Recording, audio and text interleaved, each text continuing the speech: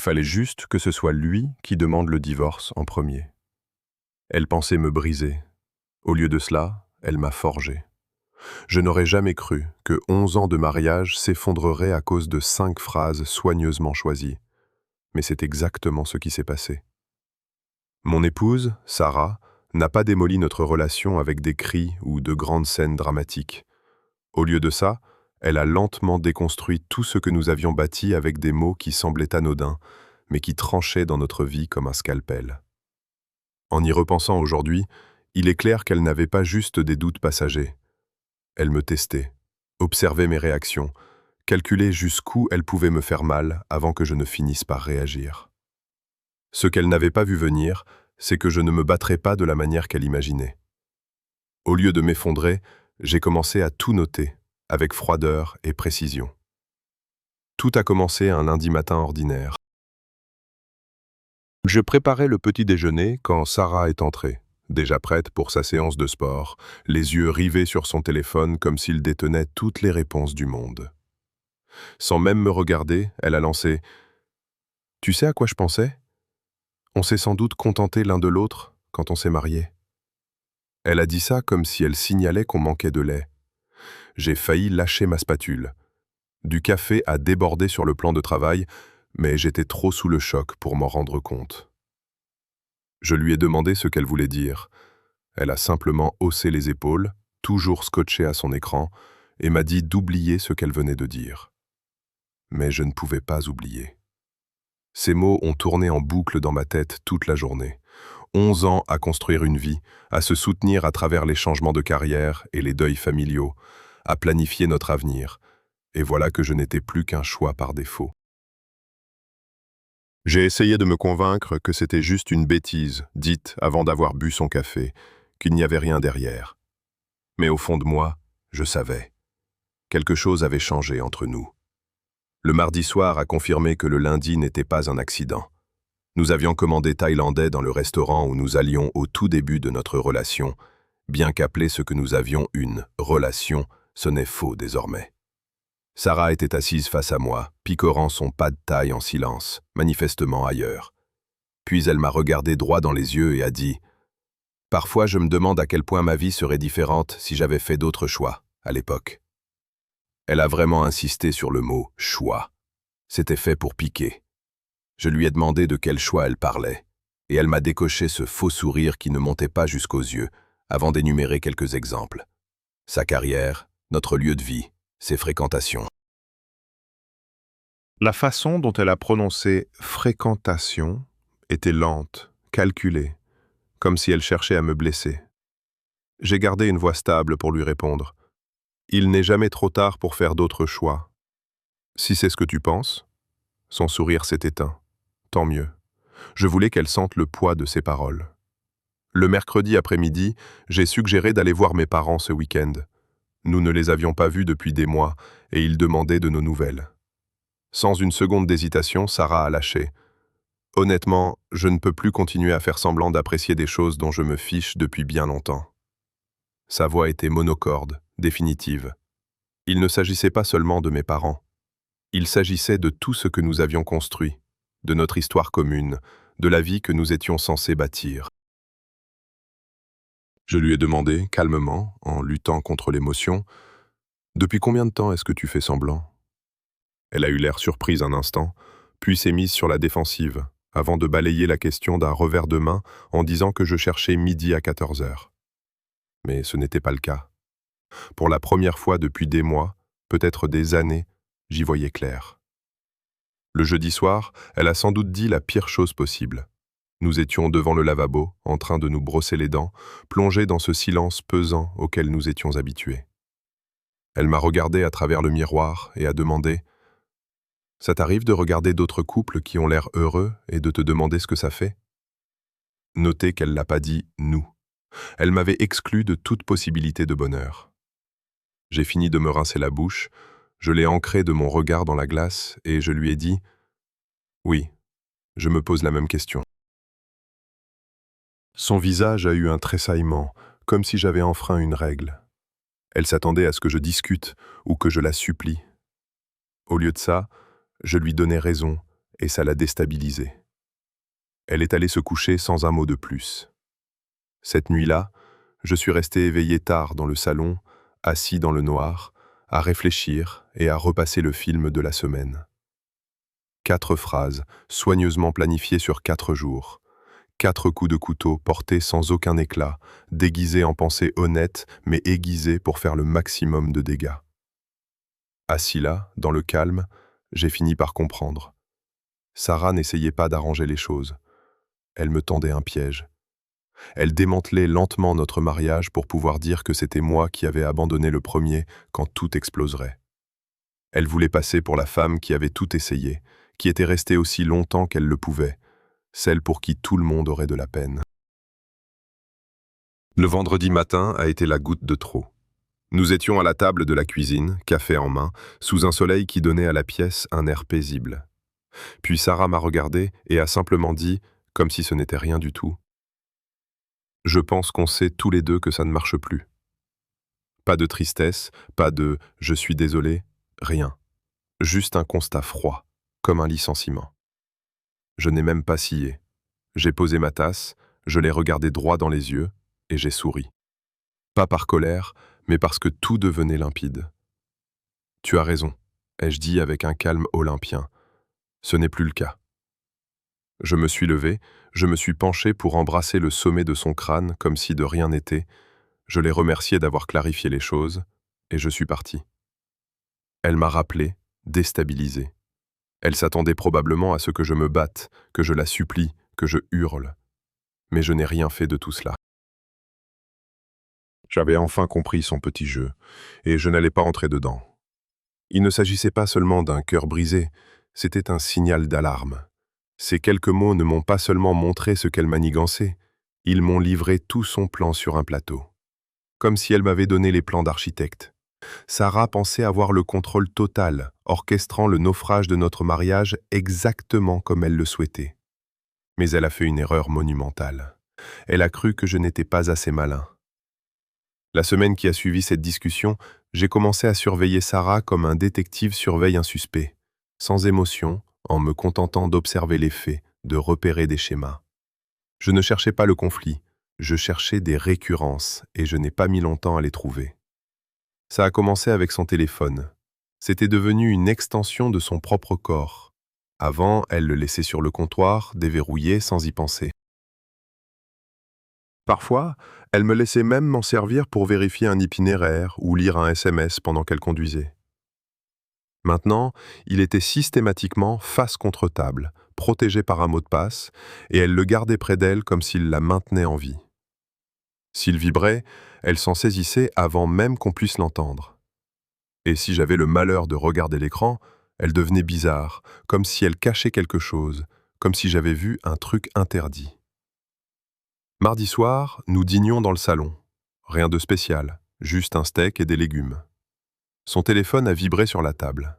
Elle a pratiquement bondi par-dessus le canapé pour l'attraper avant de feindre la désinvolture. « Juste le boulot », a-t-elle marmonné sans lever les yeux, tapant frénétiquement sur son clavier.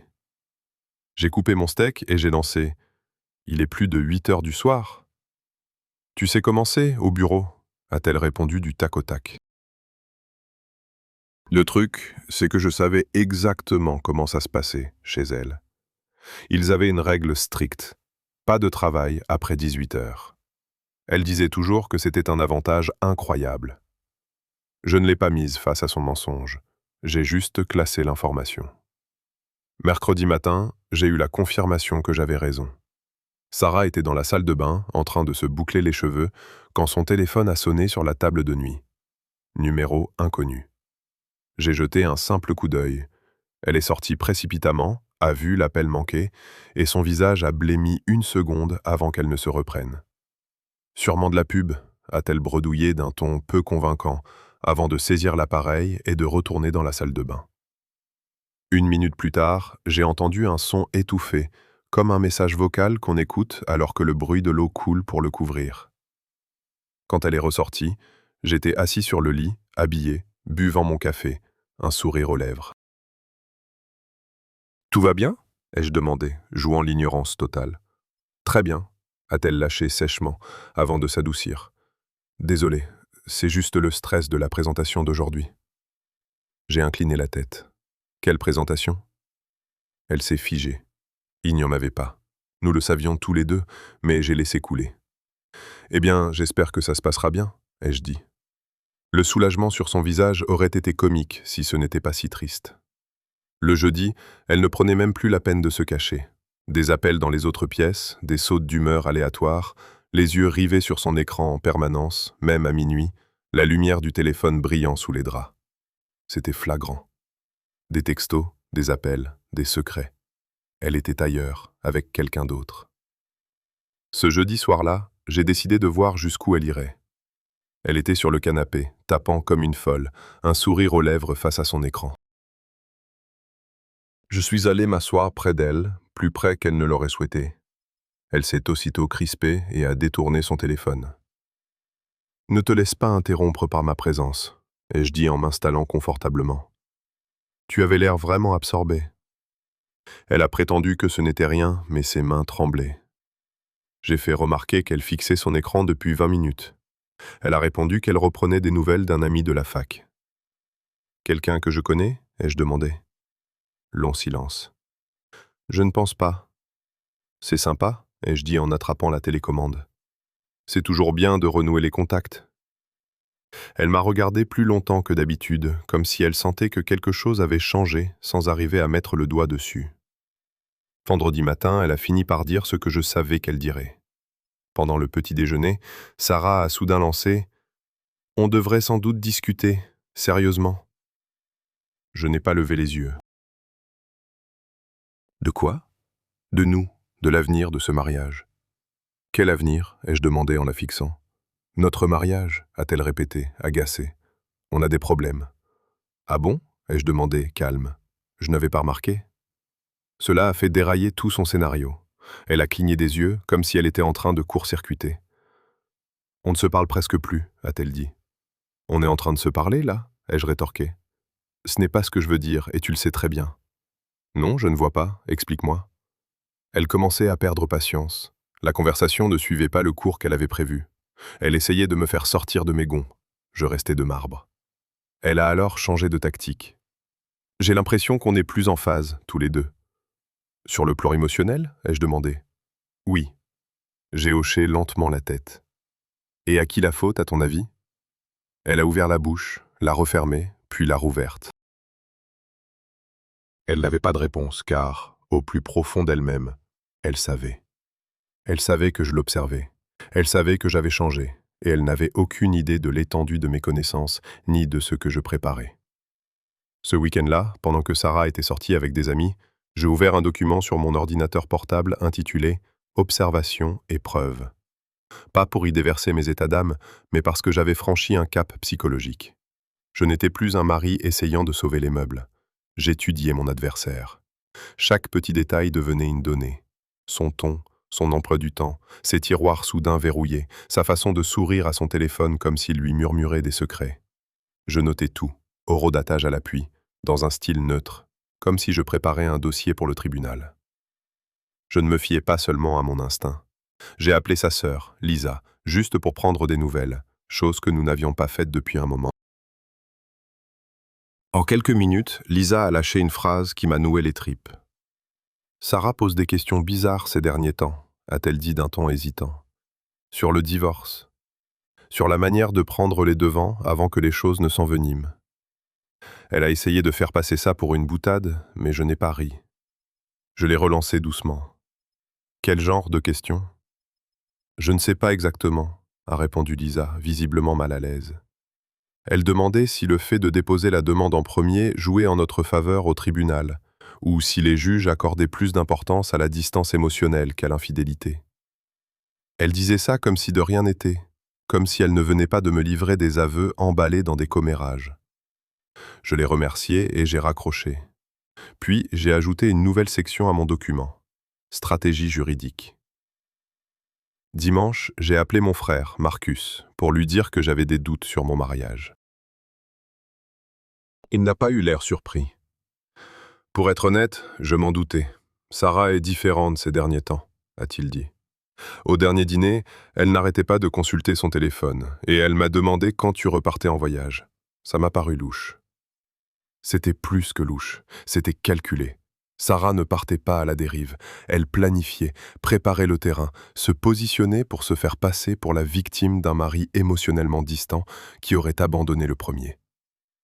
C'est là que j'ai eu un déclic. Jusque-là, je subissais, calmement, mais je subissais. Désormais, j'allais agir.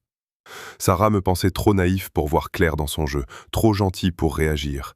Elle pensait que je me morfondrais dans la culpabilité pendant qu'elle organiserait sa fuite. Elle se trompait. En milieu de semaine, j'avais placé un petit enregistreur vocal dans le couloir, près de notre chambre. Minuscule, caché. Pas parce que je voulais entendre quelque chose d'atroce, mais parce qu'il me fallait des preuves. Pas des sentiments, pas des soupçons, des preuves. Et je soupçonnais qu'il ne s'agissait pas seulement d'infidélité. Il était question d'argent, de calendrier juridique, de contrôle de son image. Sarah ne se comportait pas comme quelqu'un empêtré dans une liaison tumultueuse. Elle se comportait comme si elle donnait une représentation, comme si elle montait un dossier, créait un personnage. J'ai également épluché les relevés bancaires, et ils étaient là. De petits retraits chaque semaine, versés sur un compte que je ne connaissais pas. Pas assez important pour déclencher une alerte, mais régulier, constant, dissimulé. Ce n'était pas tant l'argent que l'intention derrière. Elle bâtissait sa distance, brique par brique. Indépendance financière, détachement émotionnel, une histoire à raconter. Ce n'était pas seulement une trahison, c'était un sabotage prémédité. Jeudi matin, je suis parti tôt au travail, mais je suis revenu 1 heure plus tard. Discrètement, je me suis garé à un pâté de maison, j'ai marché jusqu'à la maison et je suis entré par la porte latérale. Depuis la cage d'escalier, j'ai entendu sa voix à l'étage. Elle n'était pas au téléphone. Elle parlait à quelqu'un, un homme. Une voix grave, trop familière, trop à l'aise. Je ne suis pas monté, je n'ai pas fait de scène. J'ai laissé l'enregistreur faire son travail, parfaitement immobile. J'ai entendu la phrase qui a balayé le moindre doute. C'est lui qui demandera le divorce le premier. C'est ça, l'objectif. Mon estomac ne s'est pas noué. Mon cœur ne s'est pas emballé, car je n'étais pas surpris. J'étais prêt. Elle ne me trompait pas sur un coup de tête. Elle orchestrait ma chute. Ce n'était pas qu'une trahison, c'était tactique, froid, stratégique. J'ai attendu qu'il parte. J'ai récupéré l'enregistrement. Je l'ai copié et sauvegardé 3 fois. Une fois sur le cloud, une fois sur un disque dur, une fois hors site. Pour Marcus, ce n'était pas de la paranoïa, c'était de la protection. Ce soir-là, quand Sarah est rentrée et m'a embrassé sur la joue comme si de rien n'était, j'ai souri. Pas parce que je l'aimais, mais parce que je voyais enfin clair en elle. Elle n'était pas seulement une femme infidèle, c'était une intrigante, une manipulatrice qui se pensait trop maligne pour se faire prendre. Mais elle ignorait qu'elle ne s'était pas contentée de me trahir. Elle m'avait activé. Car lorsqu'un homme sait qu'on se joue de lui, il peut soit se laisser déborder par ses émotions, soit répondre de manière stratégique. Et les émotions, pour moi, c'est terminé. L'après-midi de mardi a tout changé.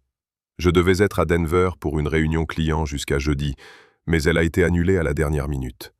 J'aurais pu envoyer un SMS à Sarah. Je ne l'ai pas fait. Quelque chose me disait de m'en abstenir. En tournant dans notre rue, je l'ai vue. Une Lexus argentée garée en face de chez nous. Ce n'était pas la voiture d'un voisin, trop chère, trop déplacée. Mon cœur n'a pas bronché, mes mains ne tremblaient pas. Je savais déjà. J'avais juste besoin de voir par moi-même. Je me suis garé dans le garage, comme d'habitude, et je suis entré par la cuisine, sans un bruit. La maison n'était pas vide. J'entendais des voix, basses, proches, intimes. Ce n'était pas une conversation avec un collègue, c'était le genre de ton qu'on prend quand on croit qu'il n'y a personne à la maison. Je n'ai pas dévalé l'escalier comme un mari trompé dans un mauvais film. C'est probablement ce qu'elle attendait. Un chaos émotionnel, une dispute. Une scène qu'elle pourrait détourner pour se donner le beau rôle. Non. J'ai pris mon téléphone, j'ai lancé l'enregistrement et j'ai avancé lentement vers l'escalier. À chaque marche, leur voix devenait plus distincte. Son ton à elle était essoufflé, joueur. Lui avait une voix basse, assurée, désinvolte. Ils n'étaient pas seulement en train de coucher ensemble, ils tramaient quelque chose. Ils élaboraient une stratégie. Ma femme, dans notre chambre, disait « Il ne rentre pas avant jeudi, on a toute la maison pour nous. » Puis, la phrase qui a tout scellé « Je prépare le terrain depuis des semaines, il commence déjà à douter de lui. Il faut juste que ce soit lui qui demande le divorce en premier. » C'était donc ça, le véritable scénario. La vérité, sans filtre. Pas seulement une infidélité, mais un sabotage prémédité. J'ai coupé l'enregistrement, je l'ai sauvegardé, puis j'ai ouvert l'appareil photo. La porte de la chambre était entr'ouverte, assez pour tout entendre, assez pour obtenir ce dont j'avais besoin. J'ai levé le téléphone, j'ai filmé, et je me suis approché. Calme, contrôlé, détaché. J'ai vu ce que je m'attendais à voir. Ma femme, la femme avec qui j'avais construit ma vie, emmêlée dans les draps avec un étranger. Je n'ai pas explosé de rage, je n'ai pas fait irruption, je n'ai pas dit un mot. Je suis simplement redescendu, je me suis éclipsé par la porte latérale et j'ai conduit 2 pâtés de maison plus loin. Je me suis garé, j'ai ouvert les fichiers et j'ai commencé à les télécharger sur un stockage cloud sécurisé. J'ai fait 3 copies, un disque dur externe, un dossier crypté et une sauvegarde sur ma boîte mail de secours. La redondance n'était plus de la paranoïa, c'était de la sécurité. Je suis resté assis dans la voiture pendant de longues minutes, le regard dans le vide, sans rien ressentir. Parce que je ne ressentais plus rien. Je calculais, pas « pourquoi a-t-elle fait ça ?» ou « qu'est-ce que j'ai raté ?» Plus de questions, juste des plans. Elle pensait mettre fin à notre mariage en secret, mais elle venait de me donner mon plus bel atout. La preuve, pas seulement de l'adultère, mais du complot, de la mise en scène, des mensonges. 1 heure plus tard, je suis rentré. Timing parfait. Il venait de partir. Sarah était dans la cuisine, de dos. Elle s'est retournée, en sursaut. « Tu es rentré tôt ?» a-t-elle dit, une lueur de panique dans les yeux. « La réunion a été annulée », j'ai répondu en posant mes clés. « Je me suis dit que j'allais te faire une surprise. »« Oh » a-t-elle lâché, trop vite. « Je faisais juste une sieste. » « Elle a dû être bonne » ai-je dit en me versant de l'eau. « Tu as l'air reposé. » Sa main a eu un tressaillement, mais elle a souri. « Oui, j'en avais besoin. » Nous avons échangé des banalités, 10 minutes de vide pendant qu'elle essayait de deviner si je savais. Elle a tâté le terrain. « Donc, tu viens d'arriver ?»« À l'instant, » j'ai menti. « Pourquoi ?»« Pour rien, juste surprise. »« Les surprises peuvent être intéressantes ?» j'ai dit en plongeant mon regard dans le sien. « Tu ne trouves pas ?» Ce soir-là, elle a fait comme si de rien n'était. Elle a préparé le dîner, ri devant une émission, s'est glissée dans le lit sans un mot. Mais je sentais qu'elle me surveillait dans le noir, guettant un indice, une fissure dans mon armure. Elle n'a rien eu. Pendant 3 jours, j'ai agi normalement, mais en coulisses, je préparais le coup suivant. Sauvegarde, témoin, chronologie. Je n'étais pas seulement en train de monter un dossier, je préparais une fin. Pas celle qu'elle avait écrite. Le vendredi matin n'avait pas l'air d'être le jour du jugement dernier. C'était une question de précision, comme le calme avant une tempête que l'on a déchaînée exprès. Elle était dans la salle de bain, se préparant, en fredonnant. Probablement en train de lui envoyer des textos, se sentant probablement intouchable.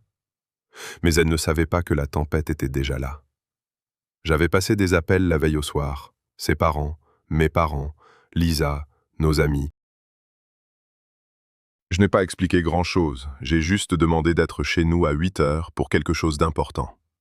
La plupart ont accepté par inquiétude, d'autres par curiosité. « Chérie, descends s'il te plaît », j'ai appelé d'une voix ferme. Elle est apparue en haut de l'escalier, nouant encore sa robe de chambre, surprise par mon ton. « Qu'est-ce qu'il y a ?» a-t-elle demandé, mais son regard a dérivé derrière moi. Elle s'est figée. Dehors, dans la lumière du matin, se tenait son amant, l'air confus. À côté de lui, ses parents, leurs voitures garées de l'autre côté de la rue. Les miens. Nos familles, nos amis, tous spectateurs. « Qu'est-ce que tu as fait ?» a-t-elle chuchoté, la panique montant en elle. « Ça !» j'ai dit en désignant la scène. « C'est l'heure des comptes. » Elle a tenté de reculer. J'ai ouvert la porte.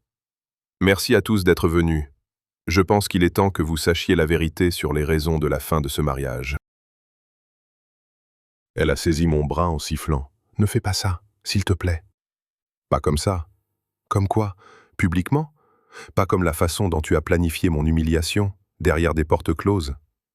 J'ai sorti mon téléphone et j'ai appuyé sur lecture. Sa voix s'est élevée, limpide. Je prépare le terrain depuis des semaines. Il faut juste qu'il demande le divorce en premier. Comme ça, j'aurai le rôle de la victime. Ses parents semblaient transformés en statues. Le visage de sa mère s'est décomposé. Les yeux de son père sont devenus de glace. Encore de l'audio, la voix de l'autre. « Quand est-ce que tu lui dis ?» Sa réponse : « Bientôt. Il doute de lui. J'ai juste besoin de continuer à pousser jusqu'à ce qu'il craque. » Un silence a suivi, de ceux qui ne demandent pas la permission. Son amant a tenté de faire marche arrière.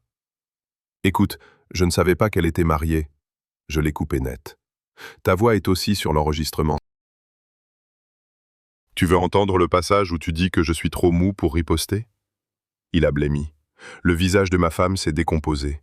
Honte, panique, fureur, tout cela en même temps.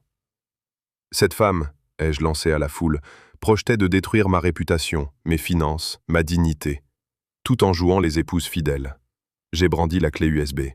Tout est là-dessus. Enregistrement, photos, pistes bancaires. De quoi éclairer n'importe quel tribunal sur la vérité. Sa mère a fait un pas en avant, les larmes aux yeux. « Comment as-tu pu ?» a-t-elle murmuré. Son père, lui, est resté muet. Le dégoût sur son visage disait tout. Le petit ami a tenté de s'éclipser. « Je me casse !» a-t-il grommelé. « Évidemment !» ai-je répliqué. « C'est ce que font les lâches. » Elle s'est tournée vers moi, désespérée. « On peut s'arranger. S'il te plaît, laisse-moi t'expliquer. » « Expliquer quoi ?» ai-je demandé. « Que tu pensais que je m'effondrerais? Que tu gagnerais ?» Elle a ouvert la bouche, mais aucun son n'en est sorti. Pour la première fois, ces mensonges n'avaient plus de refuge. Le lundi suivant, la confrontation fut chirurgicale, calculée, froid. Je n'avais pas besoin de feu d'artifice, j'avais besoin de preuves. Mon avocat, David, un ancien militaire, a tout passé en revue. Avec de tels éléments, un divorce pour faute vous permettra d'obtenir tout ce qui vous est dû, y compris votre dignité. Je lui ai tendu la clé. Parfait. Je veux que ce dossier soit traité comme une OPA hostile. Mon comptable, Brian, a confirmé qu'elle déplaçait des fonds. Pas de grosses sommes, juste assez pour faire croire à des dépenses excessives. Sauf que chaque transaction possède désormais un horodatage. Le mardi, les documents étaient déposés. Demande de divorce, mesures conservatoires, ordonnance pour bloquer tout détournement financier. Mes comptes étaient verrouillés. Elle ne pouvait plus déplacer un centime sans déclencher une alarme. Elle pensait jouer finement, mais elle allait droit dans les pièges que j'avais tendus des semaines plus tôt. Ce soir-là, elle est rentrée comme si de rien n'était. Pomponnée, portant ce parfum qui, jadis, me rappelait notre lune de miel. L'odeur n'a pas réveillé de manque. Elle m'a donné la nausée. « J'ai pris ton plat préféré », a-t-elle dit. Elle tenait des sacs de vente à emporter. Je me disais qu'on pourrait discuter, renouer. Je me suis contenté de l'observer, fasciné par son jeu d'actrice. Renouer. Un choix de mots intéressant. J'ai moi-même renoué quelques fils ces derniers temps. Elle a hésité. Écoute, je sais que les choses ont dérapé, mais nous avons tous les deux nos torts. Non, l'ai-je coupé, d'une voix basse mais ferme. Tu crois vraiment pouvoir retourner la situation ? Tu penses que quelques gestes et des larmes de crocodile vont remettre les compteurs à zéro ? La partie est finie. On est passé à autre chose. Elle a cligné des yeux. Qu'est-ce que tu veux dire ? Je veux dire que la procédure est lancée. Les avoirs sont gelés, les preuves sont en sécurité, et chaque mensonge a désormais une date et une conséquence juridique. Son masque s'est fissuré. Tu n'oserais pas.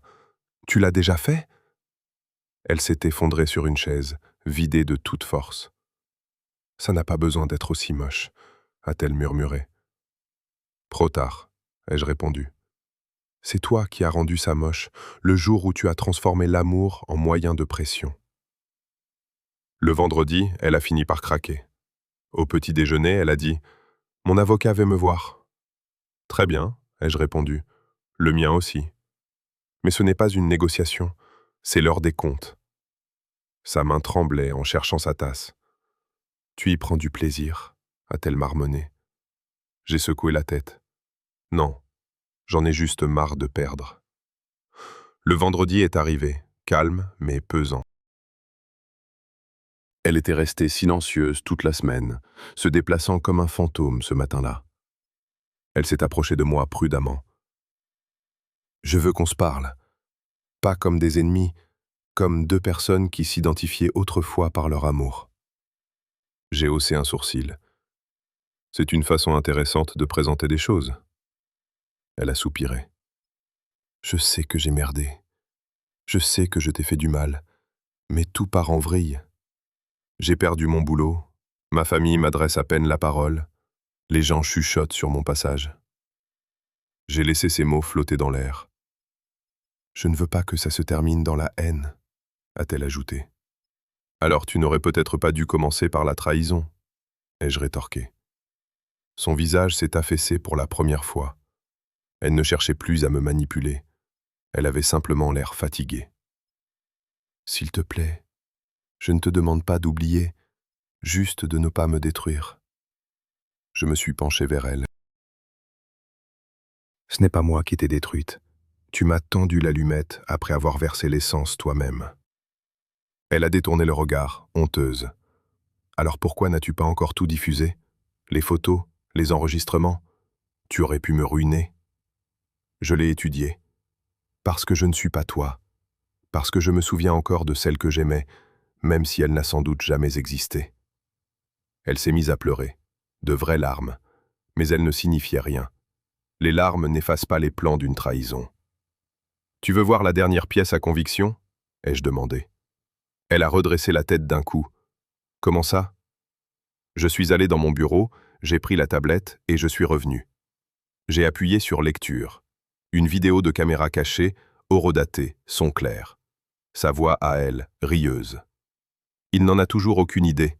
Honnêtement, c'est presque amusant de le voir essayer. Le culpabilise pas.